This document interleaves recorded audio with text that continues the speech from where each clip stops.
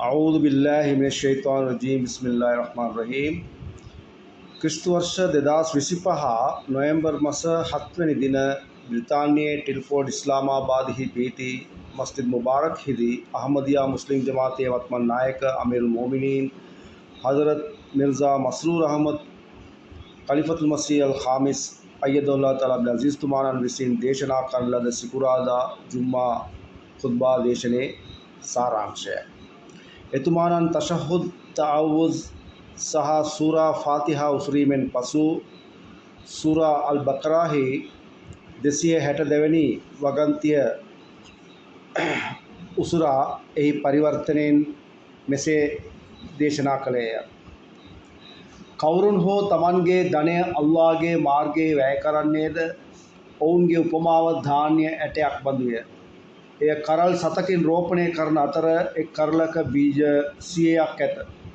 තවද අල්ලාහ් ඔහු කැමැති ඕනෑම කෙනෙකුට එය තවදුරටත් වැඩි කර දෙන්නේය. තවද අල්ලාහ් සමෘද්ධි සම්පන්නය සියල්ල දත්තාය. අල්ලාහ් දෙවියන්ගේ පිහිටෙන් නොවැම්බර් මාස 1 වෙනිදා සිට තහරීකේ ජදීද් ධන ව්‍යාපෘතියේ නව වසර සඳහා දැනුම් දීම සිදු කරන ලබන්නේය. තවද පසුගිය වසරේ තහරීක් ජදීද් ධන පරිත්‍යාගයන්හි වාර්තාවන්ද ඉදිරිපත් කරනු ලබන්නේය. ඒ සමගම ධන පරිත්‍යාගයේ වැදගත්කම පිළිබඳව විස්තරයද සඳහන් කරනු ලබන්නේය. සියලු දේ විස්තර කිරීමට පෙර තහරීක් ජදීද් ධන ව්‍යාපෘතියේ ඉතිහාසගත පසුබිම ගැන ප්‍රකාශ කරමි. මන්ද අප ජමාතයේ නවක අහමදිවරුන්ටත් නවක අහමදි පරපුරටත් ඒ ගැන දැනුමක් ලබා දීමේ අදහසිනි. තහරීකේ ජදීද් ධන ව්‍යාපෘතියේ ආරම්භය හදරත් ඛලිෆතුල් මසීහ් සානි රලියල්ලාහු විසින් ක්‍රිස්තු වර්ෂ 1934 දී දියත් කරන ලදී. එම කාලවකවානුවේදී අහරාරි මුස්ලිම්වරුන් අප ජමාතයට එරෙහිව කලහයක් අපට එරෙහිව කලබල ഘോഷ ඇති කරමින් විරුද්ධත්වයේ කුණාටුවක් මතු කළෝය. ඔවුන්ගේ අභියෝගය වූයේ සියලු අහමදිවරුන්ට ಭಾರತ භූමියෙන් මුළුමනින්ම අතුගා ඉවත් කිරීමයි. තවද කාදියාන් මූලස්ථානයේ නාමය පවා මකා දැමීම, කාදියානයේ බහිෂ්ටි බක්බරා සොහන් භූමියේ භූමදානය කරන ලද හදරත් මසීහේ මෞද් තුමාණන්ගේ සොහන නින්දාවට පත් කිරීම ඔවුන්ගේ උපරිම වෑයමක් විය. එම අවස්ථාවේදී ಭಾರತೀಯ ආණ්ඩුව පවා රහසිගත ඔවුන්ට උදව් කිරීමට ඉදිරිපත් විය. එවිට හදරත් ඛලිෆතුල් මසීහ් සානි රලියල්ලාහු තුමාණන් අප ජමාතයේ ඉදිරියේ ඉස්ලාම් අහමදියතේ දූත පුවත හා මෙහෙවරය මුළු ලොවෙහිම ව්‍යාප්ත කිරීමට දෑයන්ත ධන පරිත්‍යාග ව්‍යාපෘතියක් හඳුන්වා දුන්නේය. තවද එමගින් සතුරන්ගේ නරක අදහස් මුලින් උපුටා දැමීමට ජමාතයේ පරිපාලන ක්‍රමය ශක්තිමත් කරවිය. තවද ඔවුන් විසින් පතුරවනු ලැබූ ජමාතයේ පිළිබඳ වැරදි මතයන් හා ප්‍රචාරවලට තිත තැබීම පිණිසත් ජමාතයේ ප්‍රචාරක කටයුතු පෙරට වඩා ප්‍රබල කරවීමටත් හදරත් ඛලිෆතුල් මසීහ් සානි රලියල්ලාහු තුමාණන් ධන පරිත්‍යාගය වන තහරීකේ ජදීද් ව්‍යාපෘතිය පිළිබඳව පැහැදිලි හඳුන්වා දීමක් ඉදිරිපත් කළේය. තවද එතුමාණන් සතුරන්ගෙන් බාහිර අලාභහානි ජමාතයට ඇති නොවීමට ඉස්ලාම් අහමදියතිය මුළු ලොවටම දැනුවත් කර ප්‍රචාරය කිරීමට ඥානාන්විතව සැලසුමක් හඳුන්වා දුන්නේය. එක් පැත්තකින් ජමාතයට විරුද්ධත්වයේ තිබුණත් අනෙක් පැත්තෙන් ජමාතය දියුණු වීමත් අවශ්‍ය විය. තවද අහමදියතියේ මිෂනය ලොවේ සියලු රටවල් වල ස්ථාපිත කිරීමත් අවශ්‍ය විය. අද අපට ජමාතයේ ලොවේ බෞද්ධ රටවල් වල ව්‍යාප්ත වී ඇති බව පෙනේ. තවද එහි අපගේ මුරබ්බිවරුන්ද ප්‍රචාරක මුබල්ලිග්වරුන්ද දිවාරෑ නොබලා ජමාතයේ දියුණුව තකා වෙරදරමින් සිටින්නෝය. එලෙසම අප ජමාතයේ සතු මස්ජිද් දේවස්ථානයන්ද, ජමාතයේ පාසල් හා රෝහල්ද, මිෂන් ස්ථානයන්ද දියුණුව ලබා එහි සිය ගණන් අහමදිවරුන් සේවයන්හි යෙදී සිටින්නෝය. මේ හැර ජමාතයේ පොත්පත් මුද්‍රණයද සිදුවෙමින් පවතී. තවද MTA ස්ටුඩියෝද ඇතැම් රටවල් වල ස්ථාපිත වී ඇත. මූලස්ථාන ස්ටුඩියෝ ව්‍යාපෘතිය සමග විවිධ රටවල් වල ගුවන් විදුලි සංස්ථාවන්ද ක්‍රියාත්මකය. මේ සඳහා වියදම් සම්භාරයක් තහරීකේ ජදීද් විසින්ද අනෙකුත් ඡන්දා ධන පරිත්‍යාගයන් තුළින්ද සිදුවේ. එලෙසම තහරීක් ජදීද් ධන ව්‍යාපෘතිය මගින් ලොවේ රටවල් 6-7ක්හි ජමාතේ ජාමියා නම් ආගමික විශ්වවිද්‍යාලයන්ද ආරම්භ ඇත. ඒ සෑම වසරකම මුරබ්බිවරුන් හා මුබල්ලික්වරුන් එමෙන්ම විද්වතුන් සිය ගණනින් සමත් වන්නෝය.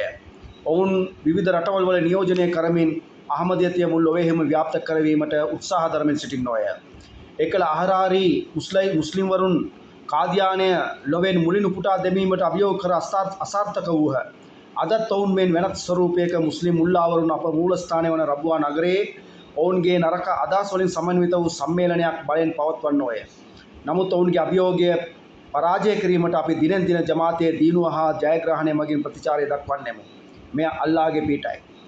දිනෙන් දින අප ජමාතයට බැඳෙන්නා වූ නවක අහමදිවරුන් ඔවුන්ට ප්‍රතිචාර දෙන්න ඕය. තවද රටවල් 220ක පැතිරී ඇති අප ජමාතයේ ජයග්‍රහණය ඔවුන්ට ලබා දෙන්නා වූ අනගේ ප්‍රතිචාරයකි. මේ අල්ලාහ් විසින් අපට නියම කරන ලද දෛවයකි. මෙම ජමාතයේ මිනිසා විසින් නිර්මාණය කරන ලද සංවිධානයක් නොව කිසිදු බාහිර ජමාතයක් හෝ සංවිධානයක් නොව අපට ලැබූ ජයග්‍රහණයෙන් තහවුරු වන්නේ අල්ලාහ් වෙතින් පැමිණි හදරත් මසීහේ මෞද් අලයිහිස් සලාම් සත්‍යවාදියෙකු බවයි. මෙම ජමාතය අල්ලාහ් විසින් නිර්මාණය කරන ලද්දා. අද මෙම ජමාතයේ යෝධ ගසක් බවට පත් වී ඇත. මේ ශාඛාවන් සියලු ලොවේම ව්‍යාප්ත වී ඇත. මේට අල්ලාහ් වෙතින්ම ශක්තිය ලැබෙමින් ඔහු විසින්ම දිනෙන් දින ඵලදාව ඇති කර විවිධ රටවල් වලින් සත්‍ය සොයන්නන් ඒවායේ රසය විඳිමින් අධ්‍යාත්මිකව ශක්තිමත් වන්නෝය. ඔවුන් ජමාතයේ ධන ප්‍රත්‍යාගයන්හි සහභාගී වී ආරම්භයේදී පාරායනා කරන ලද කුර්ආන් වැකිය අනුව අධ්‍යාත්මිකව මෙන්ම ලෞකිකවද දියුණුව ලබති. ඒ සඳහා අල්ලාහ් දෙවියන් ඔහුගේ පොරොන්දුව පරිදි 700 ගුණයක් හෝ ඊට වැඩියෙන් ඵලදාව ලබා දෙන්නේය. ඒට ඔවුන්ම සාක්ෂි කරුවන්ය. අහමදිවරුන් විවෘත හදින් අල්ලාහගේ මාර්ගයේ ධන ප්‍රත්‍යාග කරන නිසා හදරත් මසීහ් මෞද් තුමාණන්ගේ මෙහෙවරය සාර්ථක කිරීමට සහයෝගය ලබා දෙන්න ඕය. විවිධ රටවල් වල අහමදිවරුන් මෙම ධන ප්‍රත්‍යාගයේ සහභාගී වෙමින් ධර්මයේ යහපත උදෙසා මුදල් වැය කරති. දුක් සතුට නොබලා දිවාරය නොබලා අල්ලාහගේ තෘප්තිය ලබා ගැනීමේ අදිටනින් විවිධාකාරව ධන ප්‍රත්‍යාගයන් කරති. ඒට අල්ලාහ් ඔවුන්ට මවිතයට පත්වන අයුරින් සැප පහසුකම් හා වත්කම් ලබා දෙන්නේය. ඒ නිසා ඔවුන් ධන ප්‍රත්‍යාගයෙන් කිරීම තුළින් ඉමහත් සතුටට පත්වන්න ඕය. මෙහිදී ඔවුන්ගේ ධන පරිත්‍යාගයන් පිළිබඳව ඇතැම් සිද්ධීන්ද ඉදිරිපත් කරනු ලබන්නේය.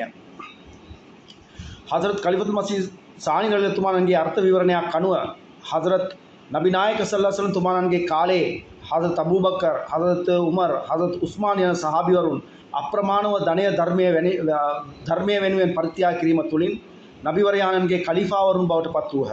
තවද බොහෝ සහාබිවරුන්ද දුප්පත්කම නොබලා අල්ලාහගේ ධර්මය වෙනුවෙන් ධන පරිත්‍යාග කිරීම තුළින් පසු කාලයේදී මහා ධනවතුන් බවට පත් වූහ. උදාහරණයක් ලෙස සහාබිවරයෙකු වූ හදරත් අබ්දුරහ්මාන් බින් අවුෆ් රලියල්ලාහු තුමාණන්ට 1 කෝටි 3ක දිර්හම් මුදල් තිබූ බව තහවුරු විය. ඔහු දිනපතා ධර්මය වෙනුවෙන් ලක්ෂ ගණන් මසුරුකමින් තොරව වියදම් කළහ. නබි නායක සල්ලල්ලාහු අලයිහි වසල්ලම් තුමාණන්ගේ ධර්මයේ පිළිගැනීම ඔවුන්ට දෙමව්පියන්ද සහෝදර සහෝදරිවරුන්ද දේශයන් පවා අහිමි විය. නමුත් සියල්ලන්ට වඩා ආදරය කරන අල්ලාහගේ නබිවරයාණන් ඔවුන්ට ලැබුණේය. ඒ නිසා ධර්මය වෙනුවෙන් කැපකිරීමට ඔවුන්ට ලෞකික අරුබුදයන් බරක් නොවිය. අල්ලාහගේ තෘප්තිය ඔවුන්ට ලැබුණි. එම ස්ථිර ජයග්‍රහණයක් විය. මේ අල්ලාහගේ මාර්ගයේ ධන ප්‍රත්‍යාග කිරීම තුළින් ලැබෙන්නා වූ දේවාශිර්වාදයන්ය. නබි නායක සල්ලල්ලාහු අලයිහි වසල්ලම් තුමාණන්ගෙන් කෙනෙක් නබිවරයාණනි අල්ලාහගේ මාර්ගයේ ඉතා ශ්‍රේෂ්ඨතම ධන ප්‍රත්‍යාග කවරේදේ විමසීය. ඒට එතුමාණන් නුඹලා ධන ප්‍රත්‍යාග කරන විට නුඹලා ආරෝග්‍යමත් වේ නම් නැත්නම් මසුරුකමින් වැළකී සිටී නම් නැත්නම් දුගීකමින් නොබියව සිටී නම් නැත්නම් සෞභාග්‍යමත්ව සිටී නම් එවන් තත්වයේදී කරන ලද ධන ප්‍රත්‍යාගයේ ශ්‍රේෂ්ඨතම ධන ප්‍රත්‍යාගයයි.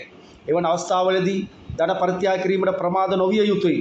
නුඹලා අවශ්‍යතාවයට අනුව ධනය වැය නොකර මරණ මොහොත පැමිණි විට අසවල් අයහට මෙතරම් ධනය දෙනු යයි පැවසීමෙන් කිසිදු ප්‍රයෝජනයක් නැත.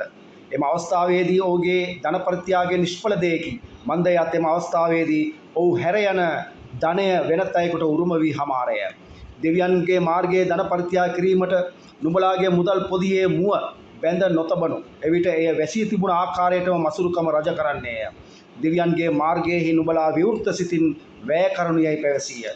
හදරත් මසීහ් මෞද් අලයිහිස් තුමාණන් මෙසේ පැවසුවේය. යමෙක් දෙවියන්ගේ මාර්ගයේ වැඩියෙන් වැය කරන්නේද ඒ අයට දෙවියන් වතින්ම අප්‍රමාණ ගුණයෙන් ධනය ලැබෙනු ඇත. ඒ නිසා ඉස්ලාමයේ දියුණුව සඳහා ධනය වැඩියෙන් වැය කරන්න. අල්බානියාව පෙරදිග යුරෝපයේ දිලිඳු රටක්. එහි නවක අහමදිවරයෙකු වූ බිලාල් යූසුෆ් සාහිබ් එම රටේ ජල්සා වැඩ කටයුතු සඳහා දිගටම දවස් 10ක් උදේ 8 සිට සවස් 4 දක්වා ස්වේච්ඡාවෙන් ජමාතයට උදව් කරමින් සිටියේය. ඔහු යූරෝ 75ක සුළු පඩියකින් තම රැකියාව සවස් 4 සිට රැය දක්වා ඉටු කර දවසක් යූරෝ 75ක් තහරීකේ ජදීද් චන්දා පරිත්‍යාග කළේය.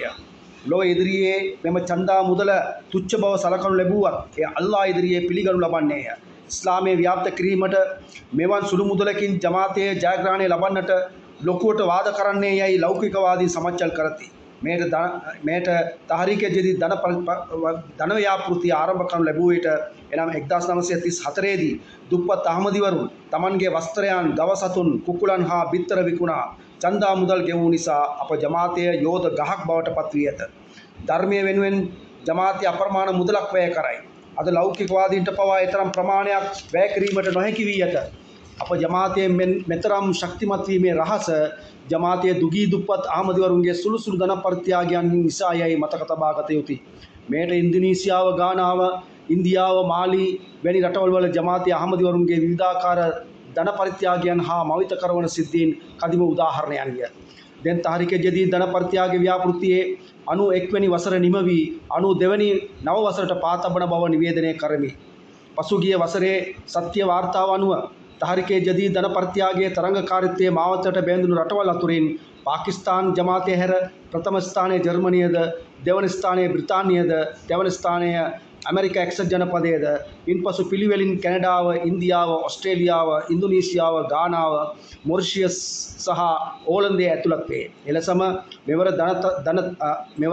තහරිකේ ජදීද් ධන පරිත්‍යාගයන්හි එකතුව පවුන්ඩ් වලින් මිලියන 19.55ක් අය වී ඇත. මේ පසුගිය වසරට වඩා මෙවර පවුන්ඩ් වලින් මිලියන 1.5ක් නැතහොත් 15,64,000ක් වැඩි වී ඇත. එලෙසම තහරිකේ ජදීද් ධන පරිත්‍යාග ව්‍යාපෘතියට මෙවර සහභාගී වූ අහමදිවරුන්ගේ ගණන ලක්ෂ 17කි. 6 වෙනි දෆ්තර් ලේඛනයට මෙවර අහමදිවරුන් 48,580ක් සහභාගී වී ඇත. 6 වෙනි දෆ්තර් ලේඛනය මීට වසර දෙකකට පෙර නිවේදනය කරනු ලැබුවා. දැන් නවක අහමදිවරුන් මෙන්ම අලුතින් උපදින අහමදි දරුවන් 6 වෙනි දෆ්තර් ලේඛනයට ඇතුළත් කළ යුතුයි ජමාතය වග බලා ගත යුතුයි. තවද සෑම වසරකම මේ සම්බන්ධව වාර්තාවන් මූලස්ථානයට එවිය යුතුයි. අල්ලා දෙවියන් අපගේ මෙම ධන පරිත්‍යාගයන් පිළිගනු මැනව අපගේ ධනයන් හා ආත්මයන්ට ආශිර්වාදය පහල කරනු මැනව අපගේ උත්සාහයන්ටත් ආශිර්වාදයන් දක්වනු මැනව තවද ඒ සඳහා යාපත් ප්‍රතිඵලයන් අපට ලබා දෙනු මැනව අල්ලාහගේ එකම දේවත්වයේ ජයග්‍රහණයේ දර්ශනය අපිට දැකීමට වාග්ය ලබා දෙනු මැනව නබි සල්ලල්ලාහු අලයිහි වසල්ලම් තුමාණන්ගේ දජය මුළු ලොවටම වෙජබේවා. ආමීන්.